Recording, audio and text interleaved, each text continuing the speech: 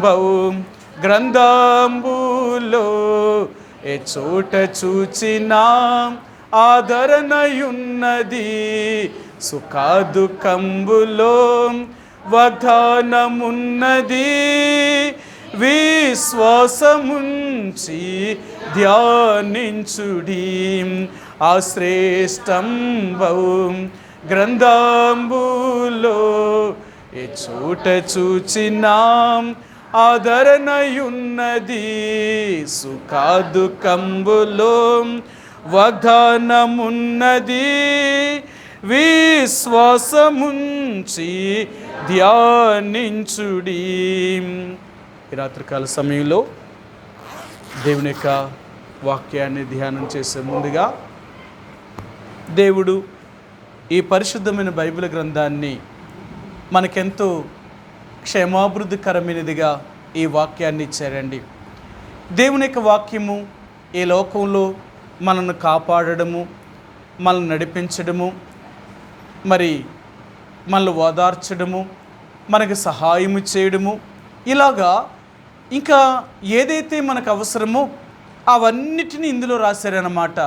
అందుకని మనం బైబిల్ గ్రంథాన్ని చదువుతున్నప్పుడు కొన్నిసార్లు ఆదరించబడతాం. ఎంతగా ఆదరించబడతాము అంటే దేవుడే నీతో మాట్లాడుతూ నిన్ను ధైర్యపరుస్తూ ఉంటాడనమాట. రెండవదిగా దేవుని వాక్యాన్ని చదువుతున్నప్పుడు నీకు తెలియకుండానే నీకు ధైర్యం కలుగుతూ ఉంటుంది. ఎందుకంటే అన్ని రకాలుగా దేవుని వాక్యము నీకు ఉపయోగపడుతుంది. ఎందుకంటే ఒక మాటలో చెప్పాలి అంటే ఈ లోకంలో మానవుడికి కావలసిన వాటన్నీ కూడా ఈ ఒక్క బైబిల్ గ్రంథంలో ఉన్నాయన్నమాట. ఇదంటారు లోకులు అంటారు సర్వరోగాలకి ఒకటే మందు అన్నట్టు ఈ లోకములో మనకు ఎదురవుతున్న ప్రతి పరిస్థితికి కూడా దేవుని వాక్యమే మనకి సరిపోయేదన్నమాట. అందుకనే మనం దేవుని వాక్యాన్ని విన్నప్పుడల్లా లేక చదివినప్పుడల్లా మనకు ఆదరణ, ధైర్యము, నెమ్మది, సంతోషాన్ని, ఆనందాన్ని, మనకు ఐశ్వర్యాన్ని, మనకు కావలసిన ఆకలి దప్పులు తీర్చడానికి అన్ని రకాలుగా దేవుని వాక్యమే మనకు ఆధారమై ఉంటుందండి. ఎందుకంటే అవి దేవుని యొక్క మాటలు, ఆయన మాటలే ఆయన. మనందరికీ తెలుసు కదా, ఆ వాక్యమే దేవుడు. మన వాక్యాన్ని ఎందుకు చదవాలి, ఎందుకు వినాలి అంటే ఆయనే దేవుడు. మనం వినే కొలది దేవుని మాటలను వింటున్నాం కాబట్టి ఆయన్ని మనం మరి తెలుసుకుంటున్నాం.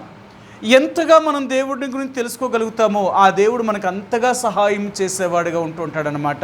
అందుకని బైబిల్ గ్రంథాన్ని మనం చదువుతూ వింటూ ఉండడం వల్ల అనేక రకాలైన ఆశీర్వాదాలు, మేలులు మనం పొందగలుగుతూ ఉంటాం.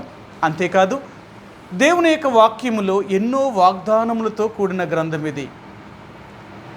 ఎన్నోసార్లు మీకు చెప్తూ వచ్చాను, ఏ పని చేయాలనుకున్నా నువ్వు దేవుడి దగ్గర ప్రభువా నాతో ఒక్కసారి మాట్లాడు, ఇది నేను చేయమంటావా వద్దంటావా, వెళ్ళమంటావా వద్దంటావా, నువ్వు ఏదైనా సరే దేవుడిని అడిగితే దేవుడు నీకు ఖచ్చితంగా చెప్తాడనమాట. అది చేయమంటాడా, వద్దంటాడా, వెళ్ళమంటాడా, మరి మానేయమంటాడా, ఇవన్నీ కూడా దేవుడు వాక్యము మనల్ని ఎంతో ధైర్యపరిచేదిగా ఉంటుందండి.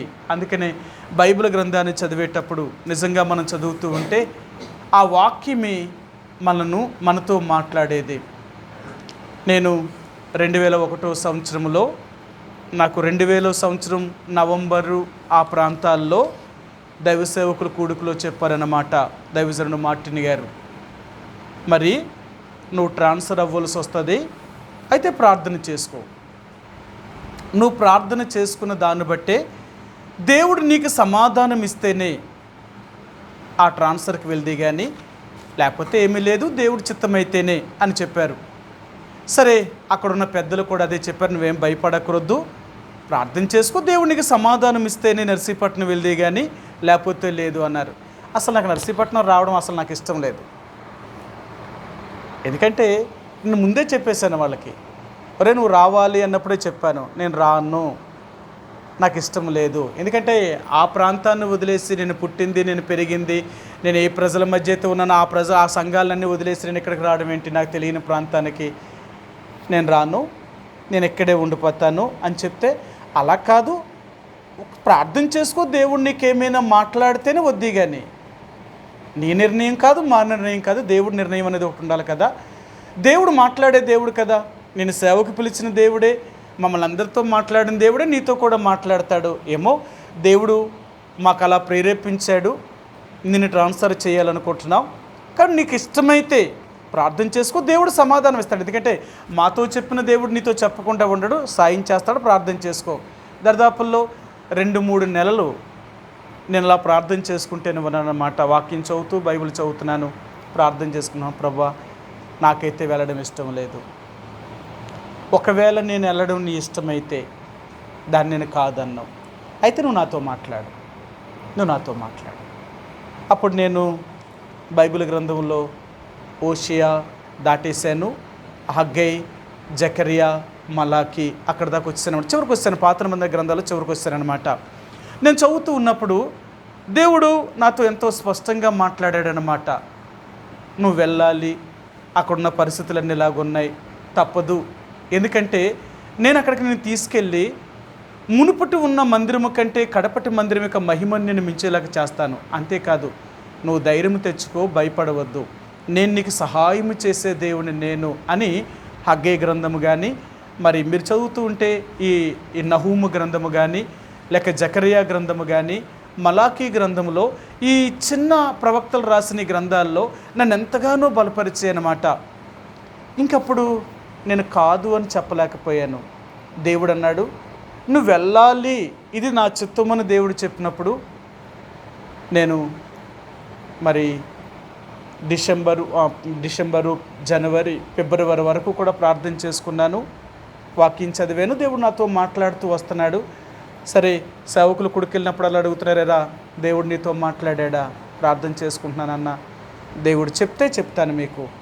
సరే, ప్రార్థన చేసుకో. వాళ్ళు కూడా నాకు 2-3 నెలలు టైం ఇచ్చారు కాబట్టి అలా ప్రార్థన చేసుకుంటూ ఉంటున్నప్పుడు నేను మార్చి నెలలో వారికి చెప్పాను, అన్నా, దేవుడు నాతో ఇలా మాట్లాడుతున్నాడు.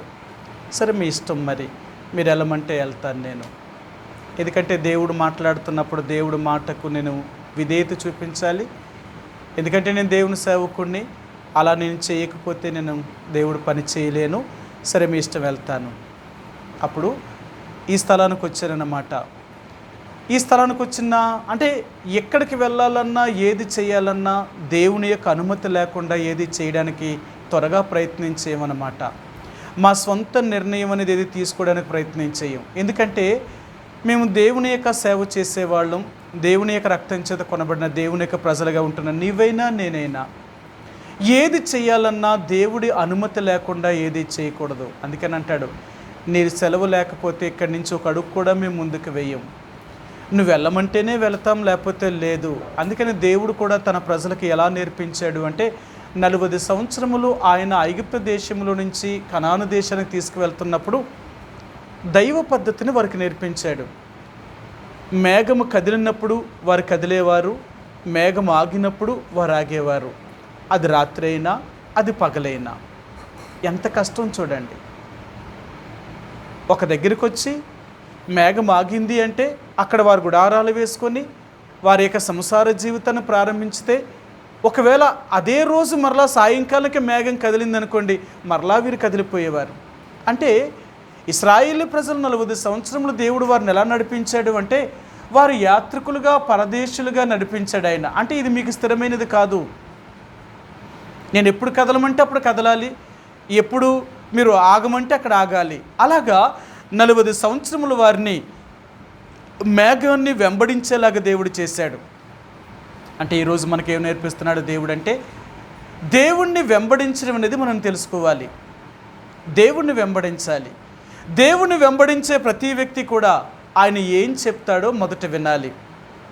అలా వినగలిగిన వారే ఈ లోకంలో దేనినైనా సాధించగలిగిన వారు. దేవుని యొక్క వాక్యాన్ని లేక దేవుని యొక్క చిత్తాన్ని తెలుసుకోలేని వారు ఈ లోకంలో ఎన్నో అపజయాలు కూడా వెళ్ళిపోతారు. అంతేకాదు, లోకములను కలిసిపోతారు ఆఖరికి. ఎందుకంటే దేవుడు వారితో మాట్లాడలేనప్పుడు వారు ఎలాగ దేవుడితో ఉంటారు? ఆయన మీకు ఎన్నోసార్లు చెప్పాను, దేవుడు మాట్లాడాలి అంటే ఆనాడు సౌలు 3 రకాలుగా ప్రయత్నం చేశాడు. ఫిలిస్తీన్ మీదకి యుద్ధానికి వెళ్ళాలా వద్దా అని సౌలు దేవుడిని అడిగాడు. దేవుడు సౌలుకి ఏ మాట చెప్పలేదు. సరే, మరి చెప్పలేదు కాబట్టి ప్రవక్తల దగ్గరికి వెళ్ళాడు. ఆ రోజుల్లో ఇశ్రాయేలు ప్రజల ప్రవక్తలు కూడా ఎవరు లేరు, ఒకవేళ ఉన్నా ఎవరు కూడా ఏమీ చెప్పలేదు. మరి ఏం చేయాలి? ఈయన ఆఖరికి ఒక దయ్యం పట్టే కర్ణపిశాచి దగ్గరికి వెళ్ళి ఇలా చెప్పాడు, నేను యుద్ధానికి వెళ్ళాలా వెళ్ళకూడదా నాకేం తెలుస్తా లేదు, మరి ఆ చనిపోయిన సమూయేలుని బయటికి రప్పెట్టించు, నేను ఆయనతో మాట్లాడాలి అంటాడు ఆయన. సరే, ఎందుకంటే దేవుడు మాట్లాడకపోతే, దేవుని స్వరాన్ని వినకపోతే మన జీవితంలో అన్ని నష్టాలు, కష్టాలు, బాధలే. అందుకనే మన నష్టాల గుండా, కష్టాల గుండా, బాధల గుండా వెళ్ళకుండా ఉండాలి అంటే దేవుని యొక్క మాట వినాలి. మొదట మనం దేవుని యొక్క మాట విన్నామా, నిజంగా దేవుడు మనల్ని ఎప్పుడూ నష్టపరిచేవాడు కాదు. దేవుడి యొక్క మాట వినకపోవడం వల్లే మన జీవితంలో ఎన్నో కష్టాలు, నష్టాలు, ఎన్నో ఇబ్బందికరమైన పరిస్థితులు గుండా మనం వెళ్ళేవారుగా ఉంటాం. కానీ దేవుని యొక్క మాటను వినగలిగినప్పుడు, దేవుని స్వరాన్ని వినగలిగినప్పుడు దేవుడు తప్పక మనల్ని ఎప్పుడూ కూడా కీడు చేసే దేవుడు కాదు ఆయన. అందుకనే ప్రతిదానికి కూడా దేవుని చిత్తమా, దేవుని చిత్తమా నువ్వు తెలుసుకున్నావా, ఇవన్నీ అడుగుతామన్నమాట. దేవుని చిత్తం లేకుండా ఏది చేయొద్దు. అలాగే చేస్తే అది నీ జీవితానికి ఎంతో నష్టాన్ని, కష్టాన్ని తీసుకొస్తుంది అని. కాబట్టి దేవుని యొక్క వాక్యము మనకెంతో ఉపయోగపడేదండి. నువ్వు వాక్యాన్ని చదువుతున్నప్పుడు ఈ వాక్యము నీతో ఒక నిబంధన చేయగలుగుతుంది, వాగ్దానము చేయగలుగుతుంది. ఆ నిబంధన ఎలాగుంటుంది అంటే, దేవుడు ఒక్కసారిగా నన్ను మాట ఇచ్చాడు అంటే ఆ మాట తప్పని దేవుడు. ఆయన మాట తప్పడు. మాట ఇచ్చాడా ఆయన ఎప్పుడూ మాట తప్పడు. ఒకవేళ టైం పట్టొచ్చు, నీ రోజులు కాకపోయినా నీ తర్వాత నీ పిల్లల రోజుల్లోనైనా తప్పక ఆ విషయాన్ని చూడొకసారి, ఆ విషయాన్ని నువ్వు చూడగలగాలి. ఎందుకంటే దేవుడు తన కార్యాన్ని జరిగించగలిగిన వాడు. దేవుని యొక్క ప్రజలుగా దేవుడు జ్ఞాపకం చేసేది ఏంటంటే, యేసు ప్రభువుని యొక్క రక్తం చేత కడగబడిన నీవు నేను కూడా దేవుని బిడ్డలుగా చేయబడ్డాం. కాబట్టి తప్పక ఆయన స్వరాన్ని మనం వినగలిగినప్పుడు తప్పక ఆయన మనకు సహాయం చేయగలిగిన దేవుడు.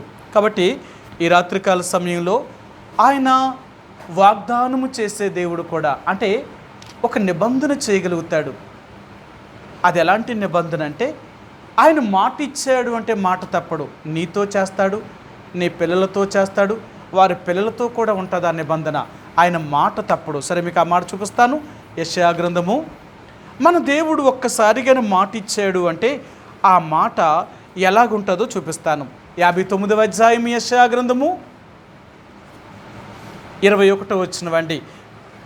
యెషయా గ్రంథము 59వ అధ్యాయము 21వ వచనం. నేను వారితో చెయ్యి నిబంధన ఇది, నీ మీదనున్న నా ఆత్మయు, నేను నీ నోట నుంచిన మాటలను నీ నోట నుండి, నీ పిల్లల నోట నుండి, నీ పిల్లల నోట నుండి ఈ కాలము మొదలుకొని ఎల్లప్పుడూ తొలగిపోవు అని యెహోవా సెలవిచ్చుచున్నాడు. యెషయా గ్రంథము 59వ అధ్యాయము 21వ వచనంలోనండి. సరే, ఆయన అంటున్నాడు, ఒక్కసారి ఆయన మాట ఇచ్చాడు అంటే, ఆ నిబంధన చేశాడు అంటే ఆ దేవుడు నిబంధనను, అంటే వాగ్దానాన్ని, మాటను తప్పేవాడు కాదు ఆయన. ఒకవేళ నీ రోజుల్లో నువ్వు చూడకపోయి ఉండొచ్చేమో, కానీ నీ తర్వాత నీ పిల్లల తరంలోనైనా దేవుడు జరిగిస్తాడు అది. ఎందుకంటే ఆయన మాట ఇచ్చి మాట నెరవేర్చేవాడు. అందుకని బైబిల్ గ్రంథంలో అబ్రహాముతో దేవుడు వాగ్దానం చేశాడు, నీ సంతానాన్ని ఆకాశ నక్షత్రములను భూమి మీద ఇసుక రేణుల వలె చేస్తాను అన్నాడు. నిజానికి అబ్రహాము చూడలేదు అది. అబ్రహాము చూడకుండగానే ఈ లోకాన్ని వదిలిపెట్టాడు. కానీ అబ్రహాము చనిపోయిన 400 సంవత్సరాల తర్వాత దేవుడు ఏ వాగ్దానాన్ని అయితే అబ్రహాముకి చేశాడో అతని సంతానాన్ని అంత విస్తరింపచేశాడు. అంతేనా, ఈరోజు అబ్రహాము యొక్క సంతానం అనబడిన వారు, మీకు గత వారం చెప్పాను కదా, యేసు ప్రభునందు విశ్వాసం ఉంచిన ప్రతి ఒక్కరూ కూడా అబ్రహాము యొక్క సంతానంలో చేర్చబడిన వారు. వారు ఎక్కడున్నారు అంటే ఈ భూమి యొక్క దిగాంతాల వరకు, అంటే ఈ ప్రపంచ దేశాలన్నిటిలో ఎన్ని కోట్ల మంది క్రైస్తవులు ఉన్నారో. అందుకే కదా ఈనాడు చాలామంది ఎందుకు భయపడుతున్నారు అంటే, క్రైస్తవులను చూసి వీళ్ళు ప్రపంచంలోనే వీళ్ళు ఎక్కువ ఉన్నారు, అధిక శాతం ఉన్నారు, రోజు రోజుకి వీళ్ళు పెరిగిపోతున్నారు, ఇలాగ పెరిగిపోతే మనల్ని అణిచివేస్తారు, మనం తొక్కేస్తారు, కాబట్టి ఎలాగైనా వాళ్ళు పెరగక ముందే వాళ్ళని తొక్కేయాలి అని ఈరోజు ఎన్నో మతాల వారు క్రైస్తవుల మీద దాడులు చేస్తూ వస్తున్నారు. ఎందుకు వాళ్ళ భయం అంతా అంటే, వాళ్ళు ఎక్కువైపోతున్నారు. ఒకవేళ వాళ్ళు ఎక్కువైపోతే ఒకరోజు వేలుబడి వాళ్ళదైపోతుంది, వాళ్ళదైపోయిందంటే మన బ్రతకనివ్వరు. కానీ వాళ్ళకి తెలియదు, క్రైస్తవుడు అనేవాడు ఇతరులకు ఎప్పుడూ కీడుని కానీ, నష్టాన్ని కానీ, నాశనాన్ని కానీ ఎప్పుడూ కలగ చేసేవారు కాదు. కానీ వాళ్ళ భయం అంతే. ఈరోజు దేవుడు అంటున్నాడు, ఆయన మాట ఇచ్చాడు అంటే ఆయన మాట తప్పని దేవుడు. అలాంటి దేవుని నమ్ముకున్న నీవు నేను కూడా ఆ దేవుని యొక్క చిత్తాన్ని తెలుసుకోగలుగుతున్నామా? ఎన్నోసార్లు మీకు చూపిస్తూ వచ్చాను ఆ మాటను. సరే, మరలా చూపిస్తాను. ఎఫెసీయులకు రాసిన పత్రిక 5వ అధ్యాయము, ఎఫెసీయులకు రాసిన పత్రిక 5వ అధ్యాయము, ఎఫెసీయులకు రాసిన పత్రిక 5వ అధ్యాయము 17 వచ్చినవండి. 5:17. ఇందు నిమిత్తము మీరు అవివేకులు కాక ప్రభు యొక్క చిత్తమేమిటో గ్రహించుకొనుడి. సరే, ఇందు నిమిత్తము మీరు అవివేకులు కాక ప్రభు యొక్క చిత్తం ఏంటో తెలుసుకోవాలట. ప్రతిదానికి దేవుని యొక్క చిత్తాన్ని తెలుసుకోవాలి. ప్రభువా, ఇది నీకు ఇష్టమా కాదా? ఏదో అవివేకిగా, జ్ఞానము లేని వ్యక్తిగా ప్రవర్తించేవారు కాదు దేవుని యొక్క ప్రజలు. అందుకని దేవుని ప్రజలు అనేవారు ఏది చేసినా వారు జ్ఞానానుసారంగా చేసేవారు, జ్ఞానము లేని వారుగా ప్రవర్తించేవారు కాదు. వాళ్ళు ఏది చేయాలనుకున్నా దేవుణ్ణి అడుగుతారు, ప్రభువా నువ్వు ఒక మాట మాకు ఇవ్వు, నువ్వు మాతో మాట్లాడు, నన్ను ఏం చేయమంటావు, నేను ఏం చేస్తే మంచిది, నాకు నువ్వు సహాయం చేయి. ఎందుకంటే దేవుణ్ణి తప్పక అడిగితే దేవుడు తప్పక నీతో మాట్లాడేవాడు. ఇప్పటికీ కూడా దేవుడికి అంటే మేము ఏదైనా చెయ్యాలి అనుకుంటున్నప్పుడు దేవుడి యొక్క చిత్తాన్ని మొదట తెలుసుకోవడానికి ప్రయత్నం చేస్తాం. ప్రభువా ఇది చేయమంటావా, వెళ్ళమంటావా, ఏం చేయాలో చెప్పు, నువ్వేం చెప్తావో దాన్ని బట్టే మేము ముందుకు వెళ్ళడానికి ప్రయత్నం చేస్తాం. దేవుడు సమాధానం ఇచ్చిన తర్వాతే, ఆయన మాట్లాడిన తర్వాతే, ఒక వాగ్దానాన్ని దేవుడు ఇచ్చిన తర్వాతే మేము వెళ్ళడానికి ప్రయత్నం చేస్తాం, లేకపోతే వెళ్ళడానికి ప్రయత్నం చేయం. ఎందుకు అంటే మన దేవుడు మాట్లాడే దేవుడు కదా, అందరిలాంటి దేవుడు కాదు ఈయన. నువ్వు అడిగిన దానికి సమాధానం చెప్పగలిగిన దేవుడు. మోషే ఆ రోజు అన్నాడు కదా, నువ్వు వెళ్ళమంటేనే ఇక్కడ నీవు మాతో కూడా వస్తానంటేనే మేము వెళ్తాం ఇక్కడి నుంచి, లేకపోతే ఒక్క అడుగు కూడా మేము ముందుకెయ్యము. నీ సన్నిధి మాతో రాని ఎడల మేము ఎక్కడికి వెళ్ళాం, ఇక్కడే ఉండిపోతాం. కాబట్టి దేవుని యొక్క ప్రజలుగా ఇలాంటి దేవుని యొక్క వాక్యంలో ఇన్ని విషయాలు రాయబడి ఉన్నాయి. అందుకనే ఎక్కువసార్లు చెప్తున్న బైబిల్ చదవండి, వినండి, చదవండి, వినండి. ఎందుకు చదవండి, వినండి అంటామంటే నీ జీవితానికి ఇవే నీకు ఆధారం. నీ డబ్బు, నీ ఆస్తి, ఈ లోకంలో ఉన్నవన్నీ నీకేం ఆధారం కాదు. మనం అనుకుంటున్నాం ఇవి మనకు ఆధారం అనుకుంటున్నాం. ఎప్పుడైతే ఈ లోక సంబంధమైనవి మనం ఆధారంగా చేసుకొని మనకు ఆధారమైన దేవుణ్ణి మనం విడిచిపెడతామో ఒకప్పుడు ఇవన్నీ మనం వదిలిపెట్టేస్తాయి, ఇవన్నీ వదిలేస్తాయి. అయ్యో నేను ఎంత తప్పు చేశాను అని చివరికి మనం బాధపడతాం, కానీ అప్పుడు చాలా నష్టపోతాం ఇంకా. అందుకని మనం నష్టపోకుండా ముందే మనం దేవుణ్ణి, మనం ఆధారమైన మన దేవుడి మీద మనం ఆధారపడగలిగితే దేవుడు మనం నష్టపోకుండా కాపాడగలిగిన వాడు. మన దేవుడు ఎప్పుడు కూడా మనం నష్టపరిచే దేవుడు కాదు, మనల్ని ఎప్పుడు విడిచిపెట్టే దేవుడు కాదు. మనతో ఉండి మనల్ని ఆశీర్వదించి మనల్ని దీవించే దేవుడు. కాబట్టి ఈ రాత్రికాల సమయంలో ఎవరు దేవుని వాక్యాన్ని ఎక్కువగా చదువుతూ దేవుని యొక్క మాటలు వింటూ దాన్ని అనుసరిస్తూ ఉంటారో వాళ్ళెంతో క్షేమముగా జీవిస్తారండి. వాళ్ళకి ఏ అపాయము కానీ, ఏ కీడు కానీ, ఏ సమస్య లేకుండా వాళ్ళెంతో నిమ్మలముగా జీవించేవారు. వారు దేనికి జడిచేవారు కాదు. అలాగా అలాంటి జీవితం మనకు కావాలి అనుకుంటే ఈ రోజు నుంచైనా దేవుని వాక్యాన్ని చదవడానికి ప్రయత్నించే విను. ఈ రెండు చేయడమే కాక వాక్యాన్ని అనుసరించడానికి ప్రయత్నించే, వాక్యానుసారమైన జీవితాన్ని జీవించడానికి ప్రయత్నించే. అలాగే చేస్తే ఈ లోకంలో నిన్నెవ్వరూ ఏమీ చేయలేరు.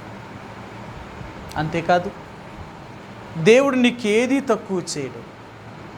ఈ లోకంలో ఉన్నంత వరకు నీ సమస్త బాధ్యతను ఆయనే తీసుకొని నిన్ను సంరక్షించగలిగిన దేవుడు. కాబట్టి ఈ రాత్రికాల సమయంలో దేవుని యొక్క ప్రజలుగా ఆ రీతిగా దేవుని వాక్యాన్ని చదువుతూ వింటూ మనం ఉన్నప్పుడు ఆ వాక్యమే అన్ని రకాలుగా మనకు ఉపయోగపడేదిగా, సహాయం చేసేదిగా ఉండగలుగుతుంది.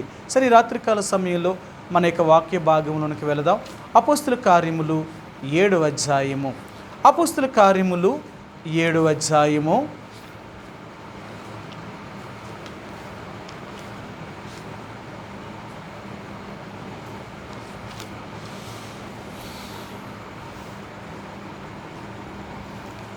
21 నుంచి 24 వరకు మార్చి ఉత్తర ప్రత్యుత్తర రీతిగా చదువుదామండి. అపోస్తుల కార్యములు 7వ అధ్యాయము 21 నుండి 24 వరకు ఈ 4 వచనాల్ని ఉత్తర ప్రత్యుత్తర రీతిగా చదువుదామండి. 4 వచనాల్ని చదువుదాం. 21 నుండి 24 వరకు నండి. తర్వాత అతడు బయట పారవేయబడినప్పుడు ఫరో కుమార్తె అతను తీసుకొని తన కుమారునిగా పెంచుకొనెను.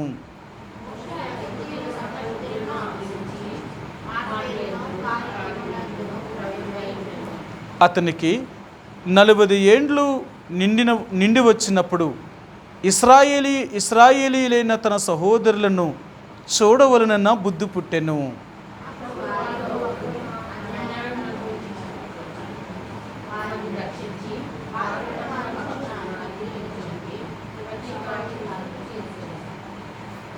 ఈ రాత్రికాల సమయంలో మరి చదువుబడిన లేఖన భాగాన్ని దేవుడు దీవించునుగాక. మరి ఎన్నో విషయాలు మనం జ్ఞాపకం చేసుకుంటూ వచ్చాం. స్తెఫను సమాజములో, అంటే పెద్దల ఎదుట, అధికారుల ఎదుట, ఇశ్రాయేలీల ఎదుట, పరిసయ్యులు, శాస్త్రులు, ప్రధాన యాజకుడు ఇలాంటి వారందరి ఎదుట అతను నిలబడి ఎంతో ధైర్యముగా దేవుడి గురించి సాక్ష్యం ఇస్తున్నాడు. మీరు ఏం చేస్తున్నారు, మీరు ఎలాగున్నారు, జరిగిన విషయాలు ఏంటి, ఇవేవి మీరు తెలుసుకోకుండా మీరు ఎలాగ దేవుని బిడ్డలుగా మీరు జీవిస్తారు అనేది ఈ స్తెఫను ఇశ్రాయేలు ప్రజలకు, పెద్దలైన వారికి, నాయకులైన వారికి, శాస్త్రులకి, పరిసయ్యులకి, వీళ్ళందరికీ ఆయన తెలియచేస్తున్నాడు. అంటే వాళ్ళకి తెలియదనా? తెలుసు, కానీ వారు దాన్ని పాటించడం లేదు. అది వారు పాటిస్తా లేదు. అందుకనే చెప్తున్నాడు, ఒకవేళ మీరు ఎలాగంటే ధర్మశాస్త్రం ఇలాగ రాయబడింది కదా, ఆనాడు అబ్రహాము దగ్గర నుంచి ఆయన మొదలుపెట్టి అబ్రహాము, ఇస్సాకు, యాకోబు, అతనికి 12 మంది గోత్రకర్తల్ని, ఆ తర్వాత ఇశ్రాయేలు ప్రజలను ఎలా దేవుడు తీసుకొచ్చాడు ఐగుప్తులో నుంచి, ఈ అన్ని విషయాలు చెప్పుకొస్తున్నాడు ఆయన. కానీ వారు దేవుని యొక్క వాక్యాన్ని వినని మందమతులుగా చేయబడ్డారు వారు. అందుకని అంటాడు ఆయన, చాలాసార్లు దేవుని యొక్క వాక్యాన్ని వింటున్నప్పటికీ కూడా మనము విన్నట్టుగా ఉంటాం. అది మన చెవిని పడదనమాట. ఇక్కడే ఉంటాం, దేవుని వాక్యాన్ని విన్నట్టే ఉంటాం, కానీ ఆ వాక్యము మనలోనికి వెళ్ళదు. నేను ఎన్నోసార్లు చెప్పాను, నిజంగా దేవుని వాక్యమే కానీ నీ హృదయంలోకి వెళితే అది తప్పక కార్యసాధకం చేయడం మొదలు పెడుతుంది. అది మీకు ఎన్నోసార్లు చెప్పాను, దేవుని వాక్యానికి ఉన్నంత శక్తి ఈ భూమి మీద మరి దేనికి లేదు. నువ్వు నిజంగా నీ హృదయంలో దేవుని వాక్యానికి కానీ చోటు ఇవ్వగలిగితే ఈ వాక్యము నిన్నెంతో పరిశుద్ధునిగా చేయడమే కాక, నీకు దేవునికి తగినట్లుగా నిన్ను నడిపించడంలోనే కాక నీ అవసరాలన్నీ తీర్చగలుగుతుంది. మీకు అందరికీ తెలుసు కదా, ఎబ్రిలకు రాసిన పత్రిక 4వ అధ్యాయము 12వ వచనం అంటాడు, దేవుని యొక్క వాక్యం అనేది ఒక ఖడ్గము లాంటిదన్నమాట. దేవుని వాక్యము ఒక ఖడ్గములాగుండి అది ప్రాణాన్ని, ఆత్మలు, కీళ్లను, మూలుగులను విభజించినంత మట్టుకు దూరుచు హృదయం యొక్క ఆలోచనలను అది పరిశోధించగలుగుతుంది. దేవుని వాక్యము ఎంత శక్తి కలిగింది అంటే, నీ హృదయంలోనికి దేవుని వాక్యానికి వెళ్ళడానికి చోటు ఇవ్వగలిగితే ఎంత దూరం వెళ్తుందో చూడండి దేవుని వాక్యం. దేవుని వాక్యము శుద్ధి చేసినట్లుగా ఈ లోకములో ఇంకేది శుద్ధి చేయలేదంట. అందుకనే దేవుని వాక్యాన్ని వినడం వరకు కాదు, ఆ వాక్యానికి మీ హృదయంలోకి వెళ్ళడానికి చోటి. ఆ వాక్యము నీ హృదయంలోనికి వెళితే అది నిజంగా నిన్ను ఆత్మీయంగా జీవింపచేసేయడానికి అవకాశం ఉంటుందన్నమాట. సరే, మీకు చూపిస్తాను ఆ మాటను. లూకాసు సువార్త 24వ అధ్యాయము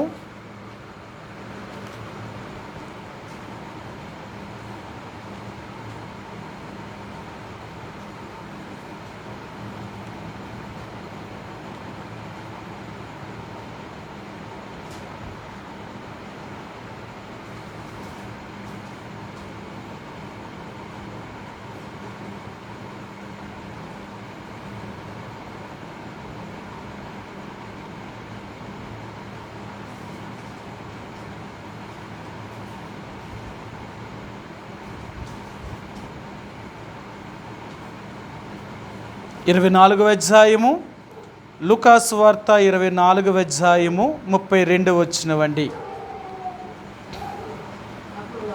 అప్పుడు వారు ఆయన త్రోవలో మనతో మాట్లాడుచు లేఖనములను మనకు బోధించుచున్నప్పుడు మన హృదయం మనలో మండుచుండలేదా?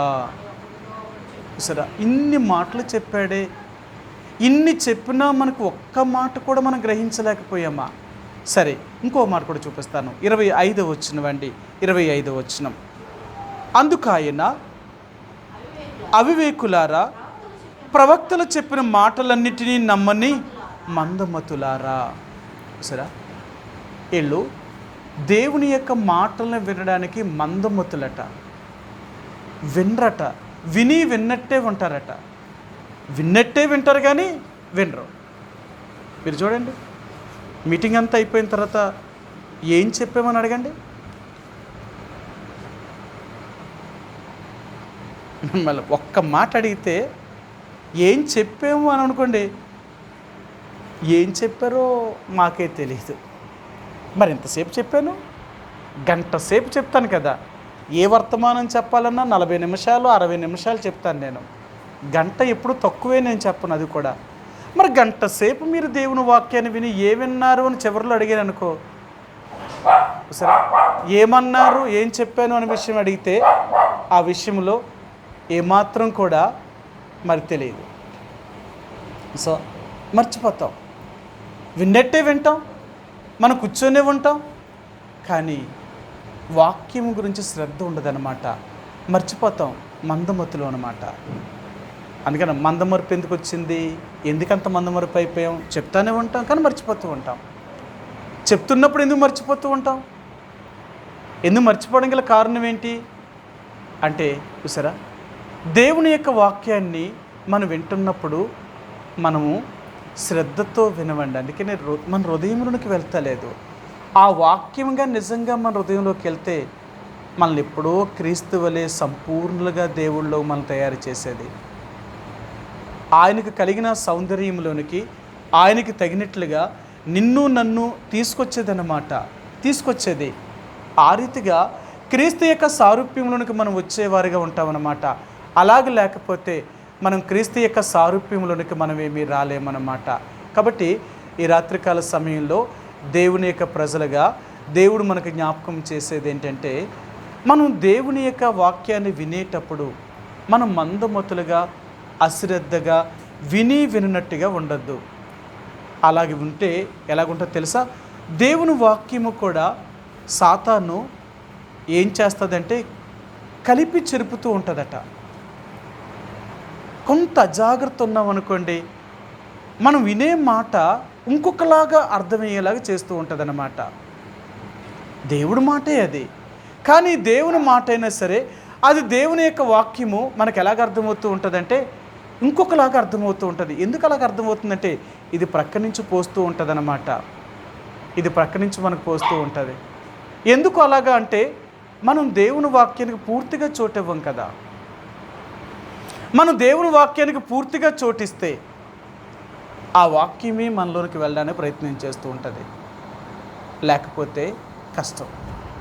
కాబట్టి దేవుని యొక్క ప్రజలుగా నీవు నేను కూడా దేవుని వాక్యాన్ని వింటున్నప్పుడు మందమతులుగా ఉండొద్దు. ఆయనదే చెప్తున్నాడు. వ్రాయబడిన ప్రవక్తలందరూ కూడా ఎన్నో రకాలుగా బోధించారు, ఎన్ని చెప్పారు, అయినా మీరు వినని మందమతులు మీరు. అందుకనే యేసు ప్రభువారు వారితో మాట్లాడుతున్నప్పుడు కూడా వారు గ్రహించలేకపోయారు. ఎందుకు గ్రహించలేకపోయారు అంటే వినుటకు వారి చెవులు మందంగా అయిపోయాయి, లేక గ్రహించడానికి వారి హృదయం మందంగా అయిపోయింది. అందుకనే వాళ్ళు గ్రహించలేకపోతున్నారు, వినలేకపోతున్నారు. దేవుని యొక్క ప్రజలుగా నిజంగా దేవుని వాక్యాన్ని మనం విన్నది విన్నట్లుగా మన హృదయంలోకి వెళ్ళి ఉంటే ఈరోజు మనలో నుండి లోకం పూర్తిగా పోను. దేవుడి కోసమే మనం యథార్థంగా జీవించేవారిగా ఉందాం. అలాగ లేకపోవడం గల కారణం ఏంటి అంటే దేవుని వాక్యం మన హృదయంలోనికి వెళతలేదండి. ఒకవేళ వెళ్ళిందా ఆ వాక్యము ఆ మనిషిని నిద్రపోనివ్వదు. ఆ వాక్యం ఎలాగుంటుందో తెలుసా? నీలోనంట నిద్రపోనివ్వదట వాక్యం. దానికి తగినట్లుగా జీవించే వరకు అది నేను నిద్రపోనివ్వదు. అవునా? సరే, మీకు చూపిస్తాను. ఇర్మియా గ్రంథము. దేవుని వాక్యము నిజంగా మన హృదయంలోనికి వెళితే ఆ వాక్యం మనల్ని ఏం చేస్తుంది అంటే మన నిద్రపోనివ్వదట. నిజంగా తన కార్యాన్ని అది మాత్రం తప్పక చేసుకుంటూ వెళ్ళిపోతుంది. ఇర్మియా గ్రంథము 20వ అధ్యాయము.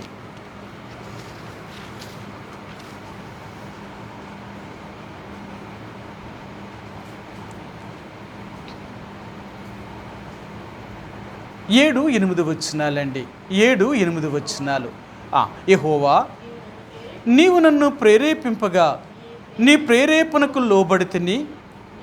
నీవు బలవంతము చేసి నన్ను గెలిచితివి. నేను దినమల్లా నవ్వుల పాలైతిని. అందరూ నన్ను ఎగతాళి చేయుదురు. యాలయనగా నేను పలుకున్నప్పుడల్లా బలాత్కారము జరుగుచున్నది, దోపుడు జరుగుచున్నది అని ఎలుగెత్తి చాటింపవలసి వచ్చెను. దినమెల్లా యెహోవా మాట నాకు అవమానమునకును అపహాస్యమునకును ఏతువాయెను. 9వ వచనం. ఆయన పేరు నేను ఎత్తను, ఆయన నామమును బట్టి నేను ప్రకటింపను అని నేను అనుకుంటున్నా. అది నా హృదయములో అగ్నివలే మండుచు నా ఎముకలలోనే మూయబడినట్టు ఉన్నది. చూసారా? ఆయన అన్నాడు దేవుని వాక్యం అంట తన హృదయంలో ఉంటే ఆ వాక్యము దాన్ని ఆపలేమంట. అగ్ని ఎక్కడైతే ఉంటుందో అక్కడ ప్రతిదాన్ని కాల్చివేస్తూ ఉంటుందన్నమాట. దేవుని వాక్యము నీ హృదయంలోకి వెళ్ళిందనుకోండి, దానికి తగినట్లుగానే జీవింప చేయడానికి ప్రయత్నించేస్తట, దానికి విరోధంగా జీవింప చేయడానికి ఇష్టపడదట. అందుకని అన్నాడు, నేను ఓర్చి విసికి ఉన్నాను, ఇంకా ఆఖరికి నేను నీ మాటకు నేను లొంగిపోయానంతే. నిజంగా దేవుడి వాక్యమే మన హృదయంలో ఉంటే నువ్వెన్ని చెయ్యాలనుకున్నా దాన్ని చేయకుండా వాక్యమే నిన్ను అడ్డుపడి ఆయనకి తగినట్లుగా నేను జీవింపచేసేది. అర్థమైందా? కానీ మనం దేవుని యొక్క వాక్యానికి మన హృదయంలో చోటిస్తామా? ఎన్ని గంటల సేపు మనం దేవుని వాక్యాన్ని వింటాం? ఎంతసేపు దేవుడితో గడుపుతాం? మాట్లాడితే దేవుడు అంటాం, కూర్చుంటే దేవుడు అంటాం, నిలబడితే దేవుడు అంటాం, నేను యేసుప్రభువుని నమ్ముకున్నానంటావు. కానీ ఆయన వాక్యము మన హృదయంలోకి వెళ్తుందా? ఆయన వాక్యమే కానీ హృదయంలోకి వెళ్ళుంటే ఈరోజు మనం ఎందుకు ఇలాగుంటాం? సగం లోకం సగం దేవుడు అన్నట్టు ఎందుకుంటాం? అలాగుంటాం కదా.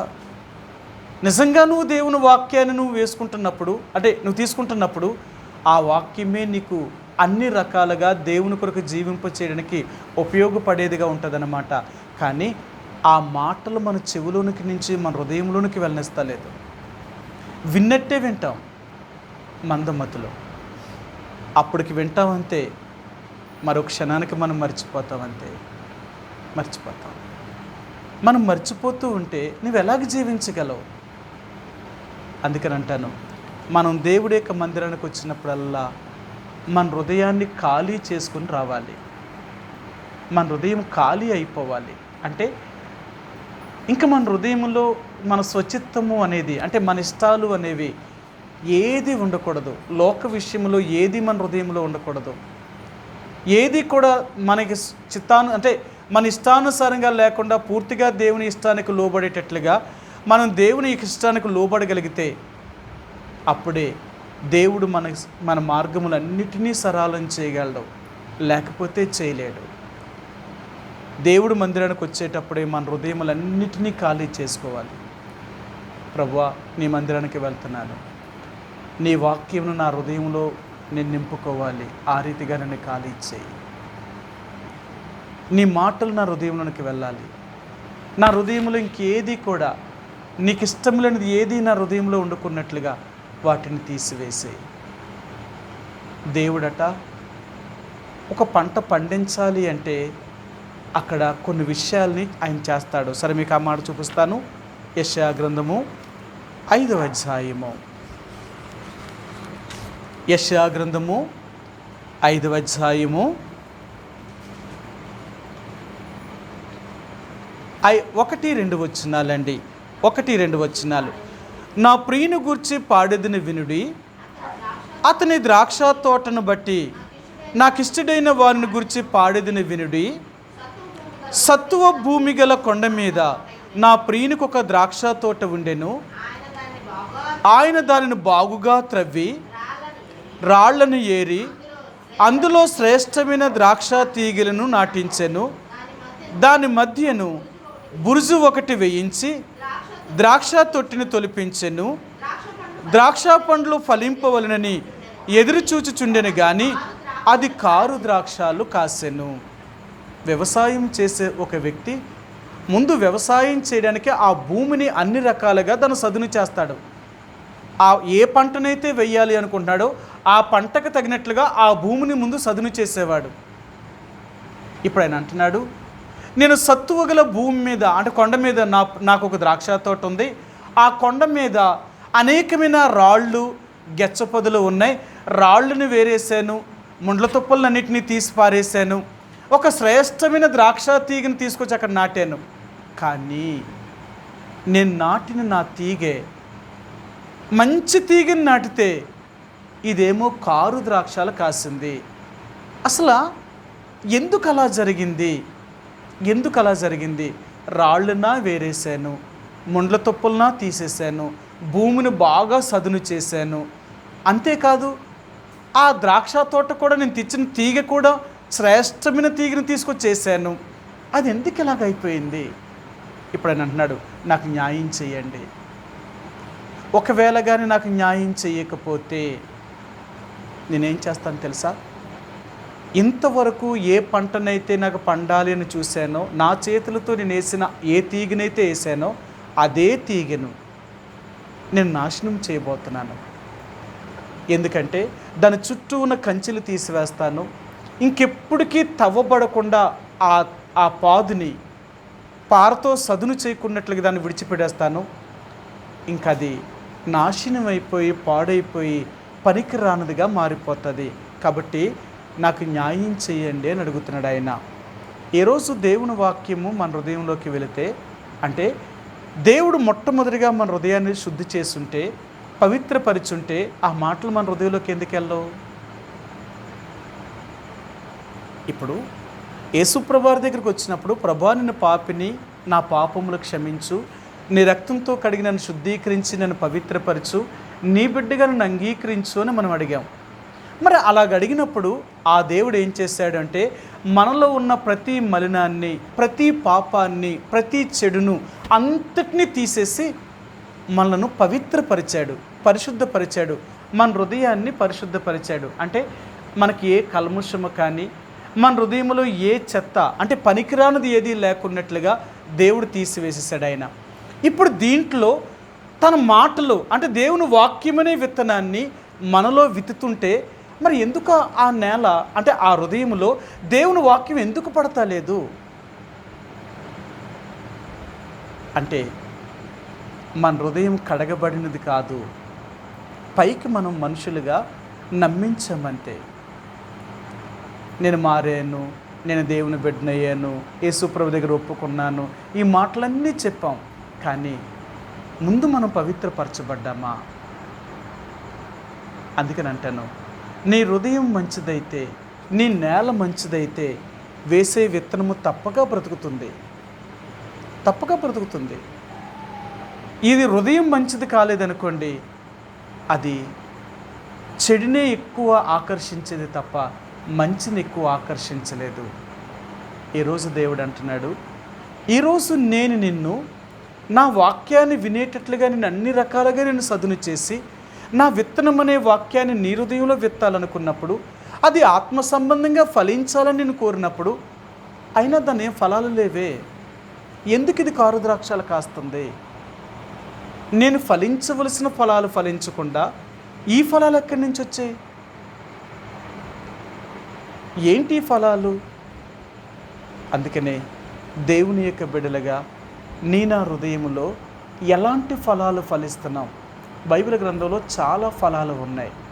మీ అందరికీ తెలుసు, ఆత్మ ఫలాలు ఉన్నాయి, రెండవదిగా వెలుగు ఫలాలు ఉన్నాయి, శ్రేష్టమైన ఫలాలు ఉన్నాయి. అంటే దేవుని యొక్క బిడ్డలు ఎలాగా ఏ రకాలైన ఫలాలు ఫలించేవారు, ఏ ఫలాలు ఫలిస్తున్నాం? ఈరోజు మన హృదయంలోనికి దేవుని వాక్యం అనేది కానీ హృదయంలోకి వెళితే, ఆ వాక్యము మనలో విత్తబడి అది మొక్కయ్యి అది పెరుగుతూ మన ఆత్మీయ జీవితాన్ని పెంపొందింప చేసేదన్నమాట. అందుకనే ఆత్మీయంగా ఎదిగిన దేవుని ప్రజలు అనేవారు ఆత్మ సంబంధన ఫలాలు ఫలిస్తూ ఉంటారు, ఆత్మ సంబంధన ఫలాలు ఫలిస్తూ ఉంటారు. వీళ్ళు వెలుగు సంబంధన ఫలాలు ఫలిస్తూ ఉంటారు. వీరు శ్రేష్టమైన ఫలాన్ని దేవుడికి ఇస్తారన్నమాట. వారు కాసి, ప్రభువా ఇదిగో నా శ్రేష్టమైన ఫలాన్ని నీకు నేను అర్పిస్తున్నాను, నా జీహ్వా ఫలాన్ని నీకు అర్పిస్తున్నాను అంటారు కదా. సరే, మీకు ఆ ఒక్క మాట చూపిస్తాను. ఆత్మ ఫలాల గురించి మీకు అన్నీ తెలుసు కాబట్టి ఎబ్రీయులకు రాసిన పత్రిక 13వ అధ్యాయము, ఎబ్రీయులకు రాసిన పత్రిక 13వ అధ్యాయము 15వ వచనం అండి, 15వ వచనం. కాబట్టి ఆయన ద్వారా మనము దేవునికి ఎల్లప్పుడూ స్తుతి యాగము చేయదము, అనగా ఆయన నామమును ఒప్పుకొనుచు జిహ్వా ఫలము అర్పించుదము. సరే, జిహ్వా ఫలము అంటే ఈ మాటకు అర్థం ఏంటంటారు? జిహ్వా ఫలము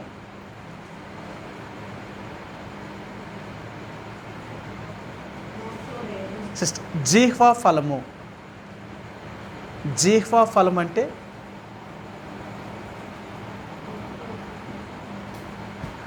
ఫలాలు చాలా ఉన్నాయి కదా.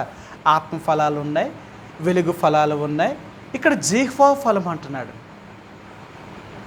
నీ జీవితం అనే ఫలాన్ని దేవుడికి అప్పగించాలి. అందుకని అన్నాడు, నిన్ను నీవే దేవునికి సమర్పించుకో, నిన్ను నీవే దేవునికి అర్పించుకో. అది అంటున్నాడు. నీ జీవితం అనే ఫలాన్ని, నీ జీవితమే ఒక ఫలం ఆయనకి, ఆ ఫలాన్ని దేవుడికి ఇచ్చేయి. ప్రభువా నా జీవితాన్ని నీకు ఇచ్చేస్తున్నాను, నా బ్రతుకుని నీకు ఇస్తున్నాను, నా జీవితాన్ని నా చేతిలో పెట్టుకొని నేను చేయాలనుకోవట్లేదు, నా జీహ్వా ఫలాన్ని నేను నీకు అర్పిస్తున్నాను, నా జీవితమే నీకు. దేవుని బిడ్డలుగా యేసుప్రభువుని అంగీకరించిన వారిగా ఉంటున్న నీవు నేను ఎలాంటి ఫలాలు ఫలించగలుగుతున్నాం? అసలు మనం ఫలాలు ఫలిస్తున్నామా? మనలో ఏమైనా ఆత్మసంబంధ ఫలాలు ఉన్నాయా? ఆ ఫలాలు ఉంటే వాటిని మనం చూపించాలి కదా. కాబట్టి దేవుని యొక్క ప్రజలుగా మనం ఆత్మఫలాలే ఫలించలేనప్పుడు ఇంకారు ద్రాక్షలు కాయకపోతే మంచి ద్రాక్షలు ఎలా కాస్తాం? ఎందుకు కారు ద్రాక్షలు కాస్తున్నాము అంటే దేవుని యొక్క వాక్యము మన హృదయంలోనికి వెళతలేదండి. ఇది మొదటి కారణం. విన్నట్టే వింటున్నాం, కానీ ఆ జీవము కలిగిన వాక్యాన్ని మన హృదయంలోకి పంపుతలేదు. అందుకనే స్తెఫను కూడా ఇన్ని విషయాలు ఎందుకు చెప్తున్నాడు అంటే, వీళ్ళు ఇక్కడ చెప్పాడు కదా, లూకాసు వార్త 24వ అధ్యాయంలో చెప్పారు. ఆయన ఏమనంటే, ఓ అవివేకులారా, ప్రవక్తలను చెప్పిన ఆ వాక్యమును లేక మీరు వినని మందమతులారా, మీరు గ్రహించలేకపోయారు, మీరు మందమతులు అన్నాడు ఆయన. సరే, ఇప్పుడు స్తెఫను ఇక్కడ ఏమంటున్నాడో చూపిస్తాను మీకు. అక్కడ యేసు ప్రభువారు అలాగే చెప్పారు, ఇక్కడ ఈయనేం చెప్తున్నాడో చూపిస్తాను మీకు. వీరు కూడా అపొస్తలుల కార్యములు 7వ అధ్యాయంలో దేవుని వాక్యాన్ని వీరు కూడా ఎలాగ వినలేదో చూపిస్తాను మీకు. 51 వచ్చినవండి, 7:51. ముష్కరులారా, హృదయములను చెవులను దేవుని వాక్యమునకు లోపరచనల్లని వారులారా, మీ పితరుల వరే మీరును ఎల్లప్పుడూ పరిశుద్ధాత్మను ఎదిరించుచున్నారు. చూసారా, వీరు ముష్కరులట. మాట వినేవారు కాదు, మాట వినేవారు కాదు. ఈరోజు దేవుడు అంటున్నాడు, దేవుని వాక్యానికి మనం చోటు ఇవ్వలేని ముష్కరులమా? మరి ఎందుకు మనం దేవుని వాక్యాన్ని వింటలేదు? విన్నట్టే వింటున్నాం, కానీ ఎందుకు మన హృదయంలో దేవుడు కార్యము జరుగుతలేదు? దేవుని వాక్యము కార్యసాధకం ఎందుకు చేయలేకపోతుంది? కార్యసాధకం అవ్వకపోవడం గల కారణం ఏంటి అంటే, దేవుని వాక్యము మన హృదయంలోనికి వెళ్ళకపోవడమే మొదటి కారణము. దేవుని వాక్యము ఎవరి హృదయంలోనికైతే వెళతాదో ఆ మనిషిని పూర్తిగా మార్చగలుగుతుందండి. దేవుని వాక్యానికి ఉన్న శక్తి ఈ భూమి మీద మరి దేనికి లేదన్నమాట. ఆయన వాక్యం ఎంత శక్తి కలిగిందంటే, చెప్పాను కదా, అది ఎటువంటి ఖడ్గము కంటే నువ్వు వాడుగా ఉండే ఖడ్గం. అది ఎంత దూరమైనా వెళ్ళిపోగలదు. అలాంటి జీవము కలిగిన దేవుని వాక్యాన్ని మన హృదయంలోనికి వెళ్తుందా? అలా వెళితే మనం ఎందుకు మారతలేదు? నిజంగా దేవుని వాక్యమే కన్నా మన హృదయంలోకి వెళితే ఎవరినైనా మార్చగలుగుతుంది. బైబిల్ గ్రంథంలో ఎంతోమందిని ఆ మాటలు మార్చాయి. దేవుడు చెప్పిన మాటలు మార్చాయి. ఆనాడు సమరయ స్త్రీ యేసు ప్రభువారు తనతో చెప్పిన మాటను బట్టి ఆమె కుండ అక్కడ వదిలిపెట్టేసి వెళ్ళిపోయిందంటే, అయ్యా, నేను చేసినవన్నీ నాతో చెప్పినవాడు మెస్సీ కాడంటారా? నిజముగా మెస్సీ అయినా ఆ ఒక్క మాట చేత తన జీవితాన్నే మార్చేసుకుంది. ఒక పాపాత్మురాలైన స్త్రీ, ఎంత చెడిపోయిన స్త్రీ, ఒక్క మాట. అందుకని అంటున్నాడు, దేవుని వాక్యము, దేవుని మాట ఒక మనిషిని మార్చగలిగిన మాట. ఈ లోకలు ఎవరూ మార్చలేరు, కానీ దేవుని వాక్యం మాత్రం మార్చగలదు.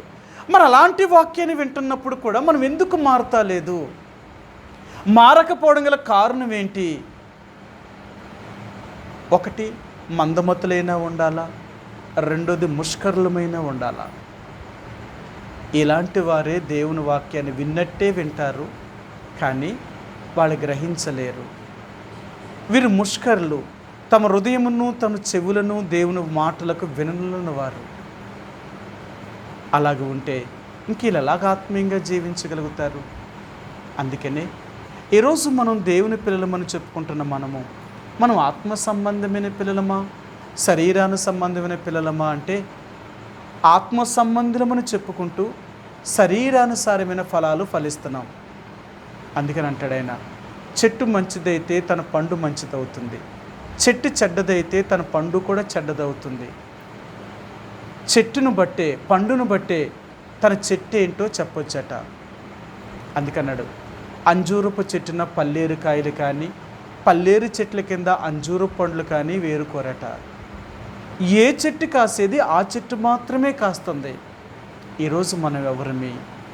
మనం దేవుని బిడ్డలమని చెప్పుకుంటున్నాం, రక్షించబడ్డమని చెప్పుకుంటున్నాం, యేసు ప్రభువుని రక్తం చేత కడగబడిన వారిమని చెప్పుకుంటున్నాం. మరి ఆయన ఫలాలు ఫలిస్తున్నామా? ఆయనకి తగినట్లుగా జీవిస్తున్నామా? అలాగ లేకపోతే పేరుకు మాత్రమే మనం దేవుని బిడ్డలమని చెప్పుకోవడానికి మాత్రమే సరిపోతుంది, అంత తప్ప దేనికి ఉపయోగపడదన్నమాట. మనం దేవుని యొక్క రాజ్యములోనికి ప్రవేశించలేము. కాబట్టి ఈ రాత్రికాల సమయంలో దేవుని వాక్యాన్ని వినని మందమతులుగా ఉండొద్దు. ఏది చెప్పబడుతుందో ఆ వాక్యాన్ని విని నీ హృదయంలోనికి ఆ వాక్యాన్ని పంపించు. ఎప్పుడైతే వాక్యం నీ హృదయంలోనికి వెళ్తుందో నీలో ఉన్న పనికిమాలిన చెత్తనంతటినీ కూడా అది కాల్చివేయగలుగుతుంది. ఏంటి ఈ పనికిమాలిన చెత్త అంటే మన హృదయంలో దేవుడి కంటే మనం కొన్ని మన ఇష్టాలను పెట్టుకుంటాం అన్నమాట. ఎలాగుండాలా, అలాగుండాలా, ఇలాగ జీవించాలా, నేను ఇలాగ ఉండాలనుకుంటున్నాను.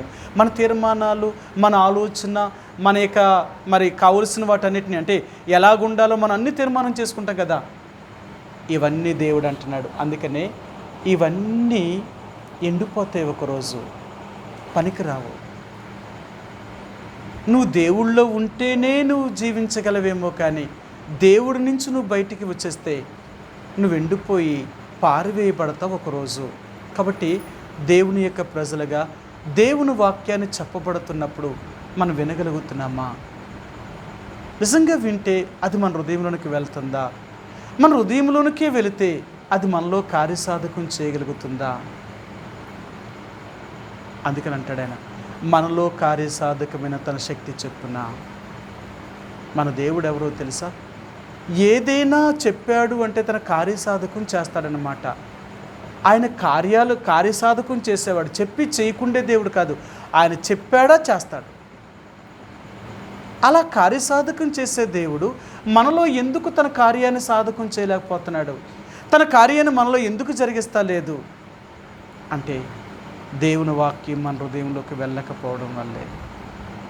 ఒకవేళ నిజంగా దేవుని వాక్యమే కానీ మన హృదయంలోకి వెళ్తే ముందు మనలో కార్యం చేసి మనల్ని మార్చి దేవునికి తగినట్లుగా మనల్ని జీవింపచేసేటట్లుగా దేవుడు సిద్ధపరుస్తాడు. ఎప్పుడైతే దేవునికి తగినట్లుగా మనం సిద్ధపడతామో అక్కడి నుంచి దేవుడే నీకు కావలసిన వాటిని అన్నిటినీ ఆయన అనుగ్రహించగలిగిన వాడు. అందుకని అంటాడు, యేసు ప్రభువారికి ఏది అసాధ్యమైనది లేదు. ఇర్మియాతో, ఇశ్రాయేలు ప్రజలతో దేవుడు చెప్పించేటప్పుడు ఇలాగే చెప్పాడు ఆయన. సరే, ఏం చెప్పాడో చూపిస్తాను. 27వ అధ్యాయము ఇర్మియా గ్రంథము 27వ అధ్యాయము ఇర్మియా గ్రంథము 27వ అధ్యాయము. ఇక్కడ ఇర్మియాతో దేవుడు ఇలాగ మాట్లాడుతున్నాడు. ఆయన ఏమన్నాడు అంటే,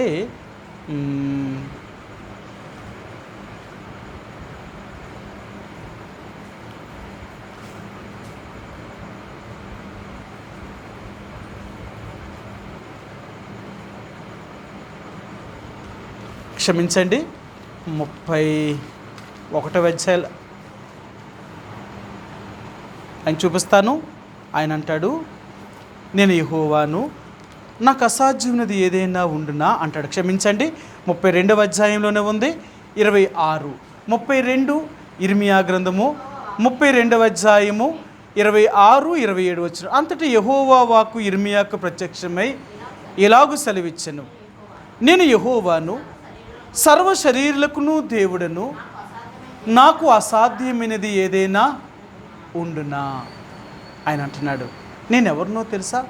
సర్వశక్తి కలిగిన దేవుణ్ణి.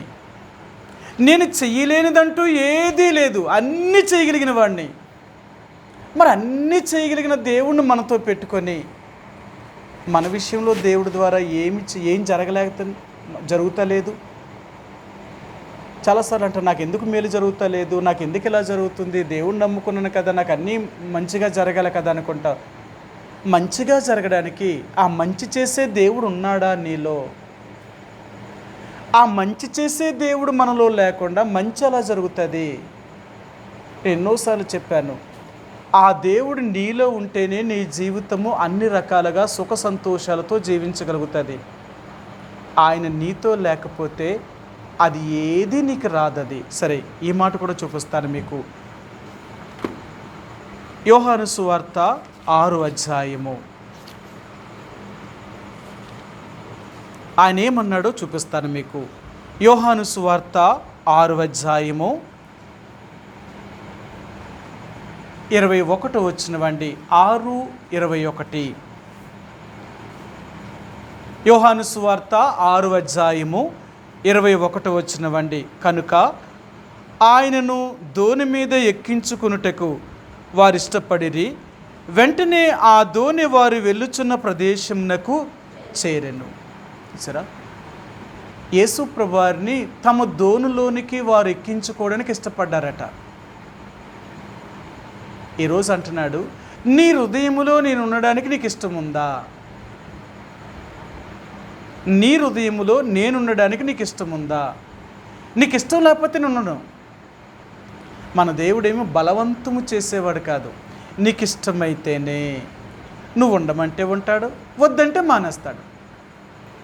ఆయన ఎప్పుడూ ఎవరిని బలవంతము చేసి గెలిచేవాడు కాదు.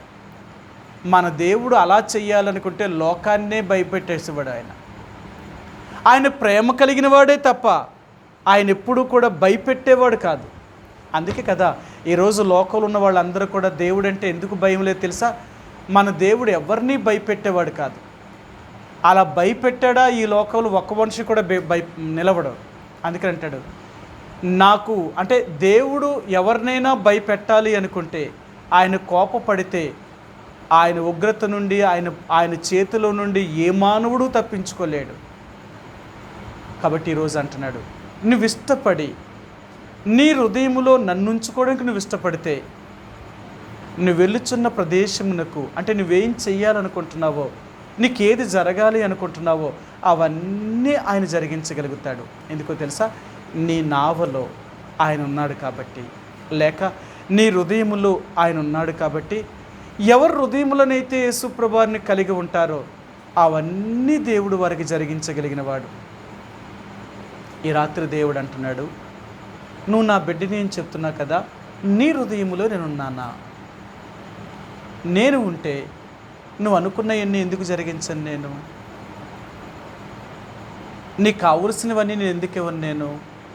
నువ్వు నన్ను అడగాల, నువ్వు అడిగితే నేను ఇచ్చేవాడినా? అలాంటి దేవుణ్ణి కాదు. ఈ లోకంలో మీ తల్లిదండ్రులు అడిగితే మీకు ఇస్తారేమో కానీ వారికంటే నేను మంచివాడిని. మీరు అడగక మునిపే నేను ఇచ్చే దేవుణ్ణి. అడగక మునిపే ఇచ్చే దేవుడు. మనకు అడగక మునిపే ఇచ్చే దేవుడైనప్పుడు మరి మనం ఆయన మాట విన్నామా? ఆయన మన హృదయంలో ఉంచుకున్నామా? ఆయన ఉంటే నువ్వు అడగక మునిపే నీకు అన్నీ ఇస్తాడు ఆయన. వారు ఆయన దోణిలో ఎక్కించుకుంటకు ఇష్టపడ్డారు కాబట్టే వారు గమ్యం చేరారు. ఈరోజు దేవుడు అంటున్నాడు, నీ హృదయంలో నేనున్నానా? నీ హృదయంలో నన్ను ఉంచుకోవడానికి నువ్వు ఇష్టపడుతున్నావా? ఒకవేళ నన్ను కాకుండా నీ హృదయంలో ఇంకేదైనా ఉంచుకుంటే నేను నీతో ఉండలేను. ఏముంటాయి? మన హృదయంలో ఏముంటాయో మనకు తెలుసు. మన హృదయంలో ఏముంటాయో మనకు తెలుసు. అందుకే దేవుడు అంటున్నాడు, మీ హృదయంలో ఇలాంటి వాటికి చోటు ఇవ్వద్దు. ఒకవేళ మన హృదయంలో ఇలాంటి వాటికి చోటిస్తే, అంటే లోక సంబంధమైన వాటికి చోటిస్తే దేవుడిని హృదయంలో ఉండడు ఆయన. అప్పుడు ఏమవుతావో తెలుసా? ఈ లోకానికి నువ్వు అటు ఇటు కొట్టుకొని పోతావంటే నీ జీవితము ఎప్పుడూ ప్రశాంతత అనేది దొరకదు. సరే, చివరిగా ఈ మాట కూడా చూపిస్తాను మీకు. వారి హృదయం ఎలాగుంటుందో చూపిస్తాను మీకు.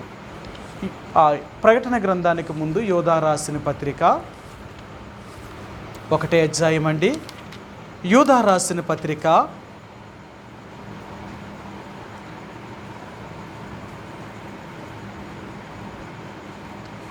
11-12 వచనాలండి.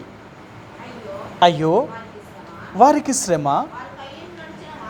వారు కయ్యను నడిచిన మార్గమును నడిచిరి, బహుమానము పొందవలని బిలాము నడిచిన తప్పు త్రోవను ఆతురముగా పరిగెత్తిరి, కోరహు చేసినట్లు తిరస్కారము చేసి నశించిరి. వీరు నిర్భయముగా మీతో సుభోజనము చేయుచు, తమ్మును తాము నిర్భయముగా పోషించుకొనుచు మీ ప్రేమా విందుల్లో దొంగమెట్లుగా ఉన్నారు. వీరి గాలి చేత ఇటు అటు కొట్టుకొని పోవు నిర్జల మేఘములుగాను, కాయలు రాలి ఫలములు లేక 2 మార్లు చచ్చి వేళ్లతో పెళ్ళగింపబడిన చెట్లుగాను, తమ అవమానమును నురుగు వెళ్ళగొక్కు వారే సముద్రం యొక్క ప్రచండమైన అలలుగాను, మార్గము తప్పి తిరుగు చుక్కలుగాను ఉన్నారు. వారి కొరకు గాఢాంధకారం నిరంతరము భద్రము చేయబడి ఉన్నది. వీరు ఎలాగుంటారో తెలుసా?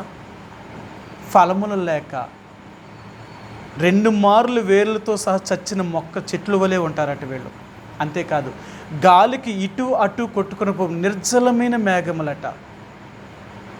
వీరి కొరకు గాఢాంధకారము సిద్ధం చేయబడి ఉందట. అందుకనే వీరికి నెమ్మది ఉండదు వీళ్ళ జీవితంలో. దేవుణ్ణి నమ్మాను అంటారు కానీ వీళ్ళ జీవితంలో ప్రశాంతత అనేది దొరకదు, నెమ్మది ఉండదు. ఎందుకంటే 3 విషయాలు చెప్పాడు. ఒకటి, వీరు ఈ కయ్యీని నడిచిన మార్గంలో వీరు నడుస్తున్నారు. బహుమానం పొందవనని బిలాము వలె వీరు ఆత్రముగా పరిగెత్తుతున్నారు. మూడవదిగా, కోరహు చేసినట్లుగా వీరు తిరస్కారము చేస్తున్నారు. ఈరోజు దేవుడు అంటున్నాడు, మరి నీతో నేను ఎలాగుంటాను చెప్పు? నీ స్వభావము కయ్యీను వలె, బిలాము వలె, కోరహు వలె ఉన్నప్పుడు నేను ఎలాగుంటాను? నేను నీతో నిన్ను ఆశీర్వదిస్తాను? అందుకనే నువ్వు ఎలాగున్నావో తెలుసా? ఇటు అటు కొట్టుకుని పోవు నిర్జలమైన మేఘము. మేఘం కనపడుతుంది కానీ వర్షం పడదు. మన వల్ల ఉపయోగం ఏముంది? మేఘం వచ్చింది అంటే వర్షం పడాలి. గాలికెటో కొట్టుకుపోతే దానివల్ల ఉపయోగం ఏముంది? ఈరోజు నా జీవితము కూడా అటువంటి ఫలవంతమైన జీవితాన్ని కలిగి ఉండాలి అంటే దేవుని వాక్యానుసారంగా నువ్వు జీవించాలని ప్రయత్నించే. అలాగే జీవించాలని ప్రయత్నించేసావా, దేవుడు నిన్నెంతో ఆశీర్వదించగలిగిన వాడు. అందుకనే దేవుడు మోషేను ఐగుప్తు దేశంలో 40 సంవత్సరాలు ఫరో ఇంట్లో ఉండి అతనికి సకల విద్య ప్రవీణతను నేర్పించాడు. ఆయన మోషేకి తెలియని శాస్త్రం అంటూ లేదు, మోషేకి తెలియని యుద్ధం అంటూ లేదు, మోషే చేయలేని కార్యమంటూ ఏమీ లేదు. 40 సంవత్సరాలు మోషేని అన్ని రంగాలలోనూ కూడా ఆరుతేరిన వాడిగా అన్నిటినీ నేర్పించాడు దేవుడు. కానీ అన్నీ నేర్చుకున్న తర్వాత మోషే ఇశ్రాయేలు ప్రజలకి అంటే ఐగుప్తు దేశానికి రాజు అవ్వాలనుకోలేదు. అన్నాడు, ఇవి నాకు అక్కర్లేదు. మరి ఇంత నేర్చుకున్నాను కదా, ఇది నాకు అక్కర్లేదంటే ఎలా? ఇది కాదు నాకు కావాల్సింది, నా ఎడల దేవుని యొక్క సంకల్పం ఏంటో కావాలి. మోషే వెతుకుతున్నది తన తల్లి అయిన ఫరో కుమార్తెకి అర్థం కాలేదు. ఫరో కుమార్తెకి తల్లి వెతుకుతున్నది. మోషే తను తెలుసుకున్నప్పటికీ దాని విషయం మీద మనసు పెట్టలేదు. ఆమె అనుకున్నది, నా కొడుకే ఈ ఐగుప్తు దేశానికి రాజు అని ఆ తల్లి అనుకుంటుంది. కానీ యోసేపు ఈ మోషే అంటున్నాడు, నాకు ఈ రాజరికం అక్కర్లేదు. నేను దేవుని ప్రజలతో శ్రమైనా అనుభవిస్తానేమో కానీ ఈ రాజుగా ఉండడానికి నాకు అర్హత లేదు. మరి ఇన్ని సంవత్సరాలు 40 సంవత్సరాల సకల విద్యా ప్రవీణుడిగైన మోషే ఇవన్నీ వదిలేయగలడా? దేవుడు తన మనసులో ఉన్నాడంతే. అందుకన్నాడు, ఇవన్నీ ఆయనకి ఒక పెంటతో సమానంగా ఎంచుకున్నాడంతే. అపోస్తలుడైన పౌలు చెప్పినట్లుగానే ఐగుప్తు ధనము కంటే క్రీస్తు విషయమైన ఇంత గొప్ప భాగ్యమని ఎంచుకున్నాడంటే ఈ ఐగుప్తు ధనం నాకు అక్కర్లేదు. నాకు కావలసింది యేసు ప్రభువారి యొక్క నింద నాకు కావాలి. నేను దేవుడి కొరకు ఎన్ని అవమానాల గుండా, ఎన్ని నిందల గుండా, ఎన్ని శ్రమల గుండా నేను వెళ్తానో ఇవన్నీ నాకు ఆశీర్వాదం. కాబట్టి నేను అలాగే దేవుడి కోసం జీవిస్తానేమో కానీ ఈ లోక సంబంధమైనది నాకు అక్కర్లేదు. మోషే, ఒకవేళ మోషేని బట్టి మనం తెలుసుకోవాలి అనుకుంటే ఎన్నో విషయాలు మోషేని బట్టి మనం నేర్పించగలడు దేవుడు. ఎందుకంటే మోషేను ఒక నాయకుడిగా దేవుడు చెయ్యాలి అంటే ముందు ఐగుప్తు జ్ఞానాన్ని దేవుడు బోధించాడు ఆయనకి. లోకములో ఎలాగూ బ్రతకాలో, లోకములో ఎలాగూ జీవించాలో అన్ని దేవుడు నేర్పించాడు ఆయనకి. 40 సంవత్సరాలు దేవుడు మోషేకి నేర్పించాడు. ఇప్పుడు మోషేకి 40 సంవత్సరాల దేవుడు అన్నీ నేర్పించిన తర్వాత నువ్వు రాజు అవుతావా లేకపోతే నా ఇష్టానికి నువ్వు వస్తావా అన్నప్పుడు మోషే అన్నాడు, నాకు రాజరికం అక్కర్లేదు, నువ్వేం చెప్తావో చెప్పు, అది నేను చేస్తాను. అయితే అన్నాడు, నేను నిన్ను ఇంతవరకు నువ్వు నేర్చుకున్న లోక జ్ఞానము కంటే నా జ్ఞానం ఏంటో నీకు నేర్పిస్తాను అని 40 సంవత్సరాలు మరలా ఈ సకల విద్యా ప్రవీణుని తీసుకుని పోయి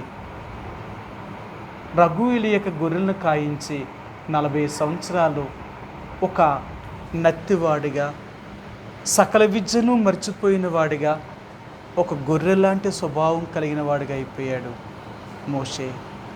అందుకనే దేవుడు అంటాడు, మోషే ఎలాగ మారిపోయాడు అంటే, ఉదయకాల సమయంలో నేను బైబిల్ చదువుతున్నాను, నా వ్యక్తిగత పోర్షన్ చదువుతున్నాను అనమాట. సంఖ్యాకాండము 13వ అధ్యాయము 12వ అధ్యాయంలో 12వ అధ్యాయంలో మోషే కూషు దేశపు స్త్రీని పెళ్లి చేసుకున్నాడు.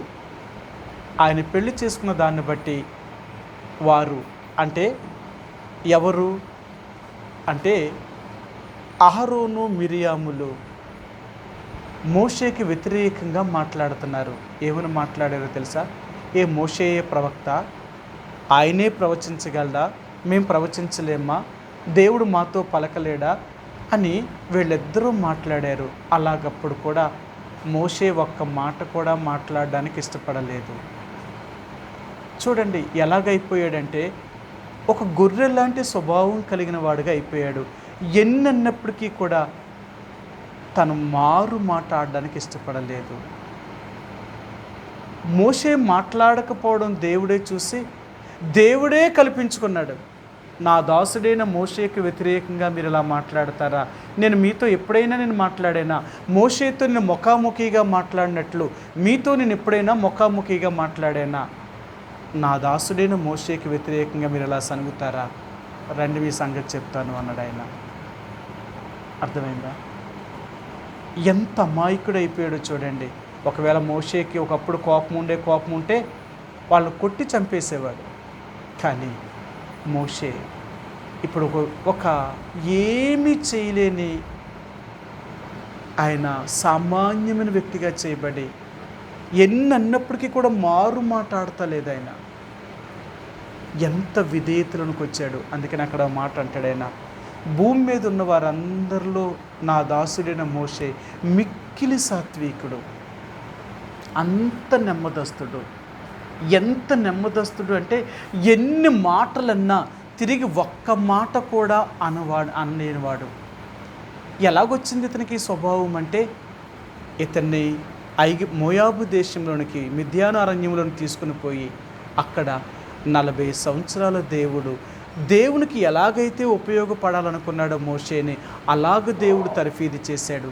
అంటే ఇప్పుడు మోషేని దేవుడు ఎలా తర్ఫీదు చేశాడంటే, ఐగుప్తు దేశంలో నేర్చుకున్న సకల విద్యా ప్రవీణతను అంతటినీ పోగొట్టి దేవుడు ఏమి నేర్పించాలనుకున్నాడో అది నేర్పించాడు. ఆయన నేర్పించాలనుకున్నది ఏంటంటే, నువ్వు దీనుడు కావాలి, నువ్వు సాత్వికమైన మనసు కలిగిన వాడు కావాలి, నువ్వు లోబడే తత్వంలోనికి రావాలి. ఇవన్నీ మోషేకి నేర్పించాడు. అలా నేర్చుకున్నాడు కాబట్టే మోషే ఒక నాయకుడు అయ్యాడండి. ఎంత గొప్ప నాయకుడో తెలుసా? నిజంగా మీరు బైబిల్ గ్రంథంలో చూస్తే అలాంటి గొప్ప నాయకుడు, మోషే లాంటి గొప్ప నాయకుడు ఇంక యేసుప్రభువారే తప్ప ఇంకా అలాంటి నాయకుడే భూమి మీద లేడు. ఎలాగింత గొప్ప నాయకుడు అయ్యాడు అంటే, దేవుడు అతనికి నేర్పించాడు అతనికి. ఒక్కొక్కసారి ఇశ్రాయేలు ప్రజలు మోషేకి ఎంత వ్యతిరేకంగా మాట్లాడారో, ఎంత రౌద్రంతో మోషే మీదకి వచ్చారో. కానీ మోషే, నేను చదువుతూ ఉంటే, మోషే అహరోనులు సర్వ సమాజము ఎదుట సాగిలపడి, మోషే అహరోనులు కూడా ఇశ్రాయేలు యొక్క సర్వ సమాజం ఎదుట సాగిలపడ్డారట. ఎంత తగ్గించుకున్నారో చూడండి వాళ్ళు. అదిటి ఏళ్ళు పడ్డం ఏంటి సమాజం ఎదుట? మీకు ఆ మాట చూపిస్తాను. చివరిగా నేను చూపించి ముగిచ్చేస్తాను. ఇంకా సంఖ్యాకాండము 13వ అధ్యాయము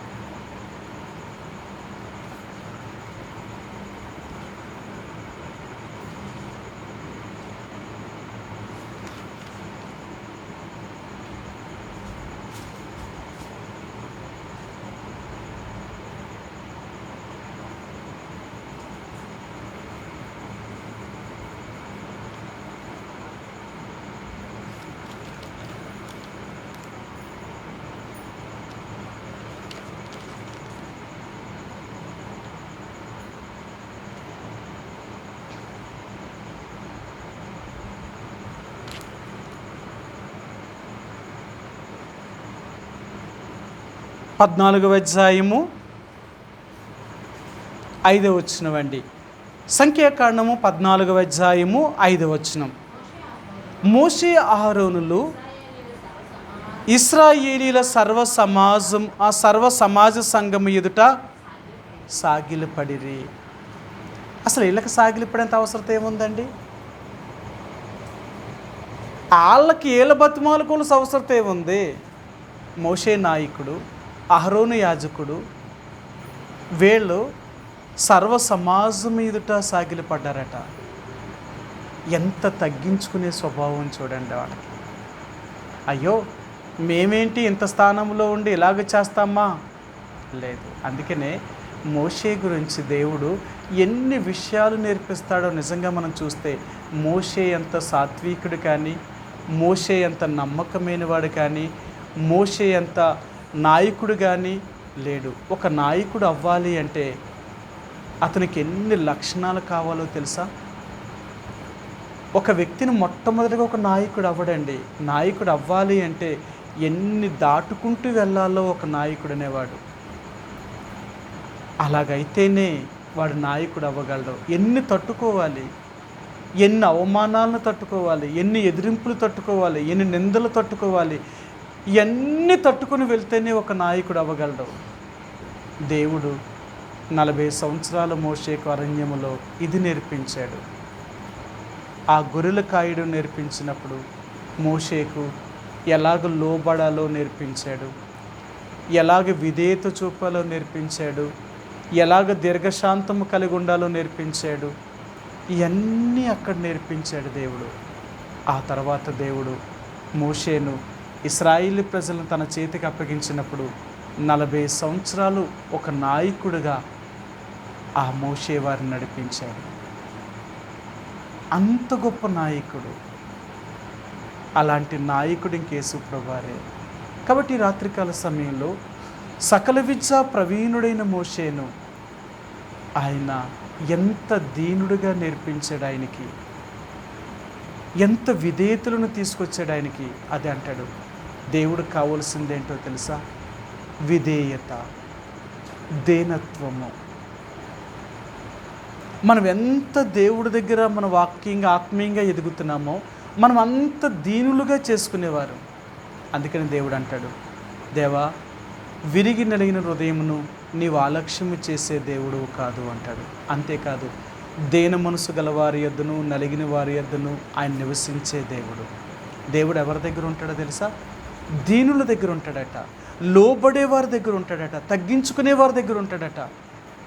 ఆ మనసు మనకుందా? ఒకవేళ అలాగుంటే నేను నిజమైన ఒక దేవుని బిడ్డగా లోకానికి చూపించగలను. మోషేను అలాగే చూపించాడు.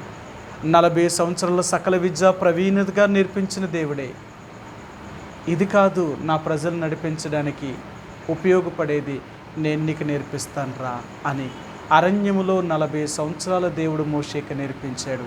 తన గొర్రెలను కాయడం ఎలాగో, తన ప్రజలను ఎలాగ నడిపించాలో, ఎలాగ పాలించాలో, ఎలాగ పోషించాలో, ఎలాగ వారికి సమస్యలన్నీ పరిష్కరించాలో ఇవన్నీ దేవుడు అరణ్యంలో నేర్పించాడు.